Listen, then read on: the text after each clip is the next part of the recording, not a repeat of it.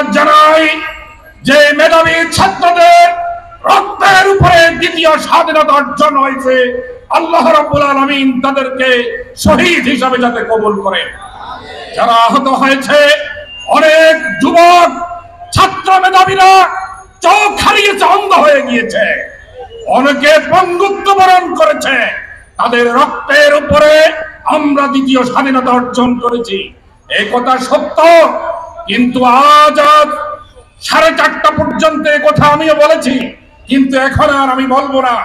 আমরা স্বাধীনতা অর্জন করেছি, দ্বিতীয় স্বাধীনতা, এই কথা 4:30টার পর থেকে আমার মুখ দিয়ে আর আসবে না। কেন? আজকে কাশিমপুর হাই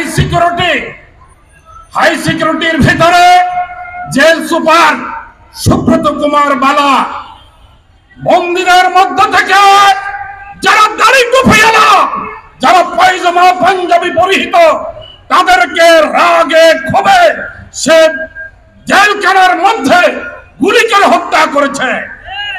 আমি এখানে আসার একটু আগে খবর পেয়েছি গাজীপুরের উলামায়ে কেরাম হেফাজতে ইসলামের উদ্যোগে ডাক দিয়েছেন সর্বস্তরের উলামায়ে কেরাম আসরের পরে কাশিমপুর কারাগারের সামনে, সেখানে হসপিটালে তারা নাম ঠিকানাবিহীন এই 6 জন আলমের ইসলাম পন্থীদের লাশ সেই হসপিটালে তারা রেখে পালিয়েছে।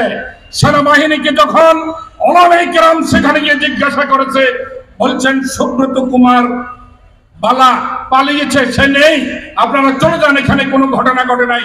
কিন্তু উলামায়ে কেরাম হসপিটালে গিয়ে এই 6টি লাশ পেয়েছে। এই 6টি লাশের কোন ঠিকানা পরিচয় তারা দেয় নাই। এই যদি হয় আমাদের অবস্থা, কিভাবে বলবেন আপনি স্বাধীনতা পেয়েছেন, দ্বিতীয়বার স্বাধীন হয়েছেন? কখনো বলার সুযোগ নেই, সময় যেহেতু কম আমি আর সেদিকে যাব না।